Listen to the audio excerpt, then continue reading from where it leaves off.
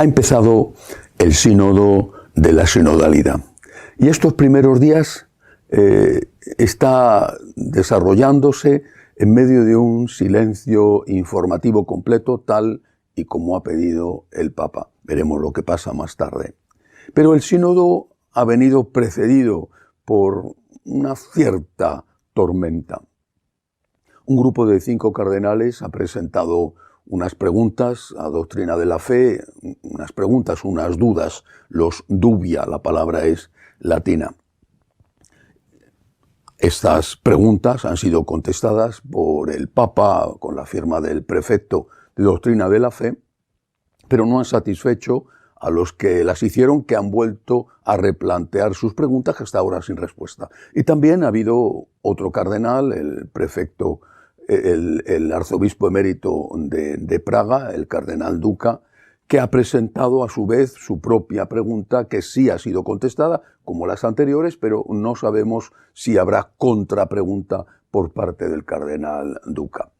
Justo el mismo día en que se inauguraba el sínodo, el Papa ha publicado una exhortación apostólica, Laudate Deum, sobre la cuestión ecológica, y en ella viene a decir que el cambio climático que estamos padeciendo es grave, muy grave, está ya encima, que hay que hacer algo con urgencia, pero sobre todo viene a decir que la acción humana tiene mucho que ver con este cambio climático, que no es un caso más de todos los que ha padecido la Tierra a lo largo de su historia. El hombre es responsable, al menos en parte, según el Papa, de este cambio climático. Bien, a raíz de todo esto que está pasando, a mí también me han surgido algunos dubia, algunas dudas, algunas preguntas que me gustaría exponer y que desde luego no tengo la pretensión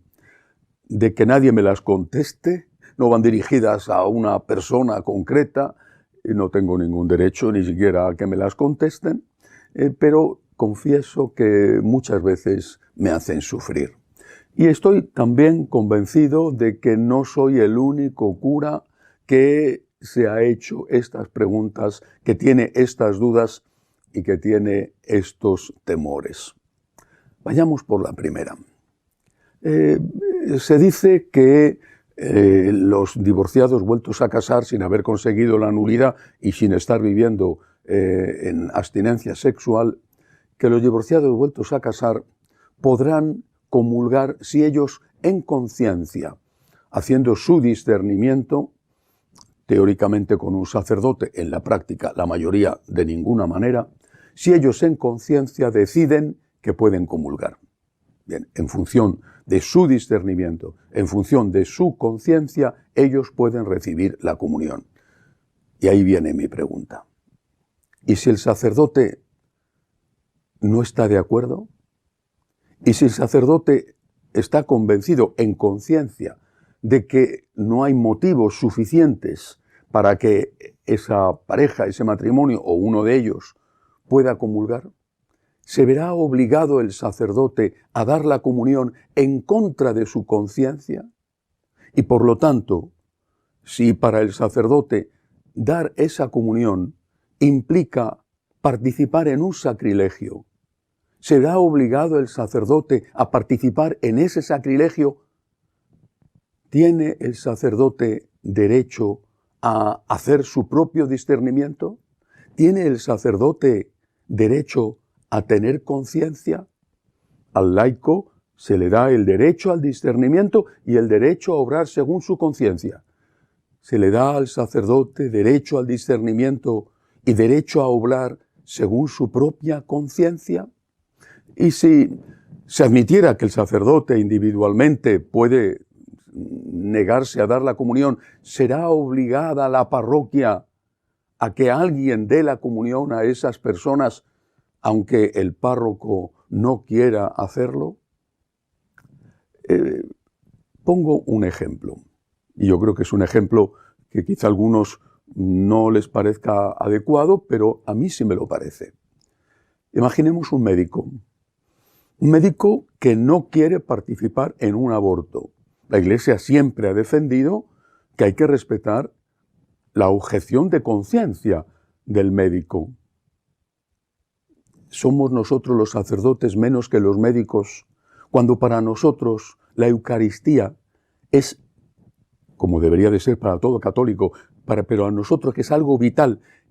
Con nuestra vida tenemos que estar dispuestos a defender la Eucaristía.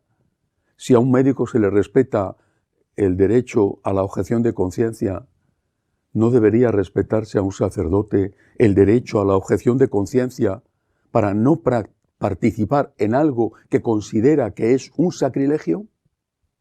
Y si se pide, y la Iglesia lo pide, que los hospitales católicos también puedan hacer objeción de conciencia y no practicar en ellos abortos, es decir, que no solamente el médico pueda negarse, sino que también el hospital pueda negarse, ¿no debería de pedirse lo mismo y de permitirse esa objeción de conciencia al equivalente al hospital, que sería la parroquia?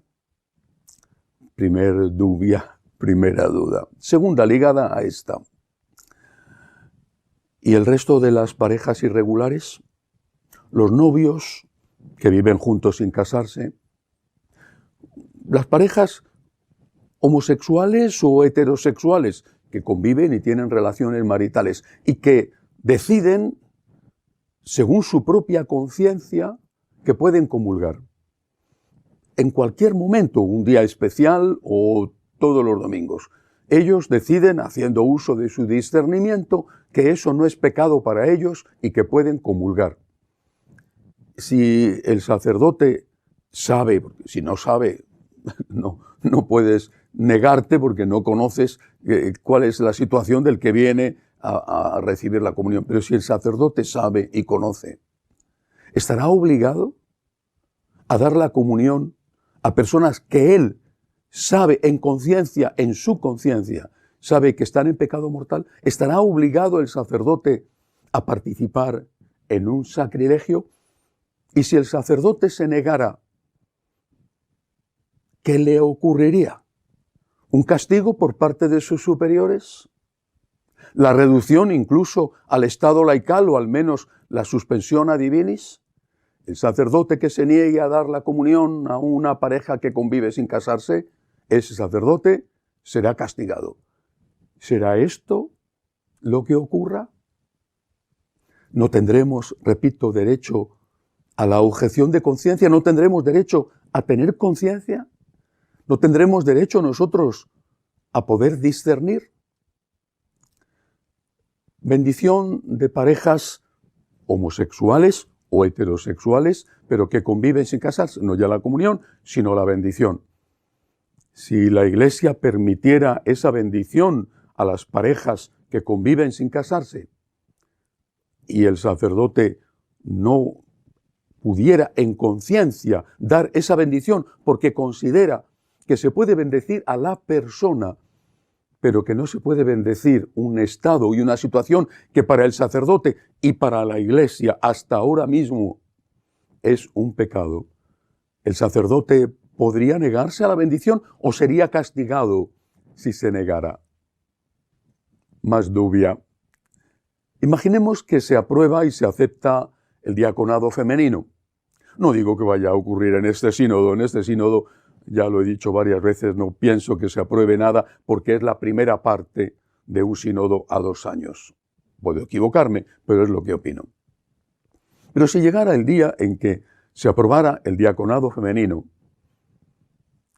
y posteriormente, por supuesto, el sacerdocio femenino, ¿podría el sacerdote negarse a concelebrar con esa diaconisa? ¿O a que concelebrara esa diaconisa en su parroquia?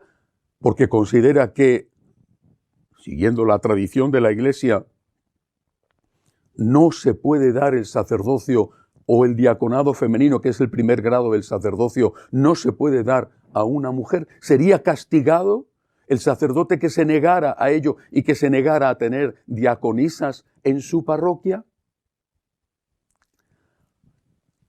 Otra dubia más.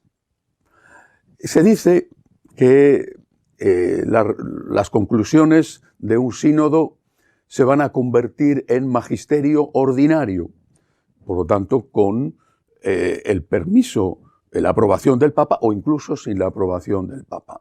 Por tanto, lo que un sínodo concluya será magisterio ordinario y habrá que cumplirlo. Bueno, un sínodo no es un concilio donde participan todos los obispos, sino que participan algunos obispos como representación de sus conferencias episcopales y luego personas señaladas por el Papa según el criterio del Papa. Es decir, el Papa decide que hay que echar más agua de este tipo con este color al conjunto y lo hace, es su libertad y su derecho. Pero no es un organismo representativo de toda la Iglesia, o al menos no lo es de todo el episcopado, como es un concilio. Si un sínodo aprobara algo y eso fuera magisterio ordinario y eso hubiera que aplicarlo a la vida corriente, ¿podría el sacerdote, haciendo uso de su discernimiento, haciendo uso de la libertad que tiene para ser fiel a su conciencia, podría negarse o tendría forzosamente que aplicarlo? Y si eso ocurriera con el sínodo, ¿sucedería lo mismo, por ejemplo, con los consejos pastorales? Lo que se aprobara en los consejos pastorales, ¿tendría que aplicarlo el sacerdote aunque no estuviera de acuerdo? Por ejemplo, si le obligaran en el consejo pastoral a presentar por escrito su homilía para censurarle aquellas cosas que al grupo de laicos que mandan no les gustan, ¿tendría el sacerdote que someter su homilía previamente al control de los laicos?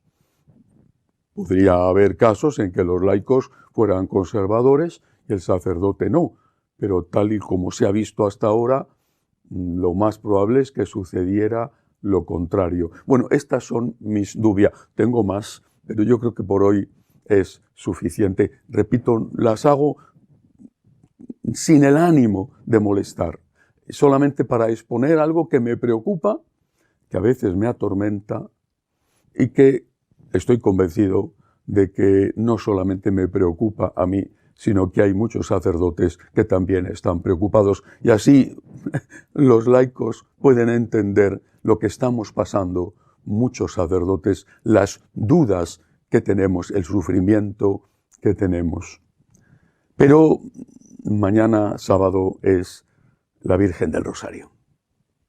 Así que de una forma especial, siempre termino pidiendo oraciones, pero hoy de una forma especial, quiero pedir a todos que mañana, día del Rosario, mañana sábado, recemos esta oración que a ella tanto le gusta, que le pidamos a la Santísima Virgen con humildad, que le pidamos que interceda, que intervenga ante el Padre por la Iglesia, que podamos salir de esta situación de tensión y de conflicto, que la Iglesia pueda brillar de nuevo para ser la luz en medio de la oscuridad, la sal de la tierra, la levadura en la masa. Que la Virgen del Rosario interceda por todos y por cada uno de nosotros. Hasta la semana que viene, si Dios quiere.